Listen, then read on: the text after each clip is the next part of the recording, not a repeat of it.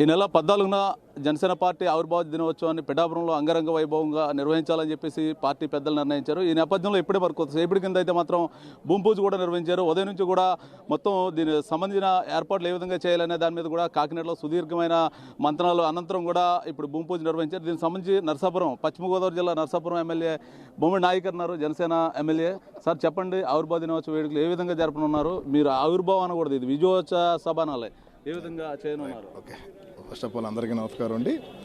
మరి ఈ రోజున మరి పెద్దలు గౌరవనీయులు మనోహర్ గారి నాయకత్వంలో మరి పిఠాపురం గ్రామంలో, పిఠాపురం నియోజకవర్గంలో ఇక్కడ ఏర్పాటు చేసినటువంటి శంకుస్థాపన కార్యక్రమానికి చూడండి. ఒక శంకుస్థాపన కార్యక్రమం అంటే మరి కేడర్ కూడా ఏ రకంగా వచ్చిందో మనందరూ కూడా చూస్తున్నాం. మనం ఇక్కడ మరి రాబోయే 14వ తారీఖున ఇక్కడ జనసేన పార్టీ నుంచి పార్టీ ఆవిర్భావ కార్యక్రమం ఏర్పాటు చేయడం జరిగింది.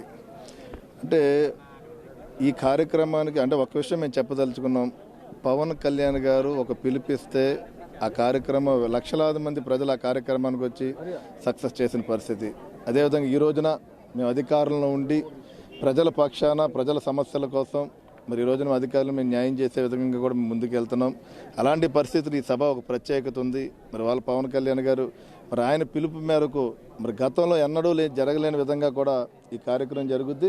ప్రత్యేకంగా ఏంటంటే ఏదైతే 2024 ఎలక్షన్స్లో జనసేన పార్టీ నుంచి ఎన్నాళ్ళో కష్టపడి పార్టీ కోసం కష్టపడిన ప్రతి కార్యకర్తల కోసం ఈ సభ ద్వారా కూడా ఒక విజయోత్సవ సభ ద్వారా కార్యకర్తలందరినీ కలుపుకునే విధంగా కూడా ఈ సభా కార్యక్రమం కూడా ముందుకెళ్ళి గత 10 ఏళ్లుగా మీరు చేసుకున్న ఆవిర్భావం వేరు, ఇది 12వ సంవత్సరం ఆవిర్భావ సభ. ఇది అంటే మీ విజయం పొందిన అనంతరం అంటే విజయోత్సవంగా జరపనున్నారు. ఈ నేపథ్యంలో కేడర్కి మీరు సంబంధించిన ఇప్పటి వరకు కేడర్కి ఒక మనోస్థైర్యాన్ని నింపారు. ఇప్పుడు ఏమి చెప్పనున్నారు ఈ మీటింగ్? ఒక్క విషయం అంటే ఇవాళ మేము అధికారంలోకి వచ్చాం అంటే జనసేన పార్టీ కార్యకర్తలు ఏ రకంగా ఉంటారు మీకు అందరికీ తెలిసిందే.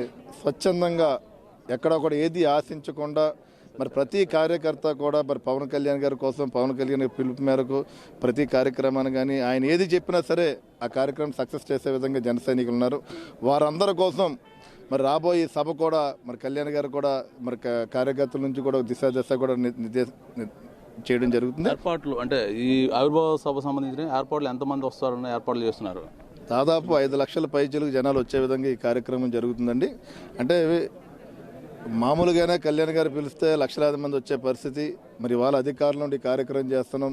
మరి ఇంకా కార్యకర్తలు కూడా 5 లక్షల పైన మంది ఈ కార్యక్రమం జయప్రదం చేస్తారని చెప్పి మేము అనుకుంటున్నాం. మేము ఇప్పటి వరకు అంటే మీకు ఇచ్చిన ఆదేశాలు అంటే ఇంచుమించుగా ఒక 5 లక్షలు, అంటే గతంలోనే 5 లక్షలు మీకు అధికారం లేనప్పుడు, ఇప్పుడు అధికారం వచ్చింది, ఇప్పుడు మీకు 2 పార్టీల సపోర్ట్ ఉంది, 3 పార్టీలతో మీకు వచ్చే జనం అదే చెప్తున్నాం. ఈ రోజునే కదా, గతం నుంచి కూడా కళ్యాణ్ గారికి పిలిపిస్తే లక్షలాది మంది వచ్చి ఆ కార్యక్రమాన్ని సక్సెస్ చేసే విధంగా ఉంటుంది. అదేవిధంగా మరి దీనికి కూడా 5 లక్షల పై దాటే జనాలు వచ్చి ఈ కార్యక్రమం జయప్రదం చేస్తారని చెప్పి మేము అనుకుంటున్నాం. మరి ప్రతి కార్యకర్త కోసం కూడా పవన్ కళ్యాణ్ గారు ఆలోచించే విధంగా ఉంటుంది ఈ కార్యక్రమం. రాబోయే రోజుల్లో కూడా ఈ 5 సంవత్సరాలు ఏదైతే ఉందో కార్యకర్తల కోసం వాళ్ళకి ఎక్కడ కొన్ని పదవుల విషయంలో కూడా రాకపోయినా మరి పవన్ కళ్యాణ్ గారు వాళ్ళందరికీ కూడా న్యాయం చేసే విధంగానే మరి ఆయన ప్రణాళిక ముందుకు వెళ్తుందని సందర్భం తెలియజేస్తారు.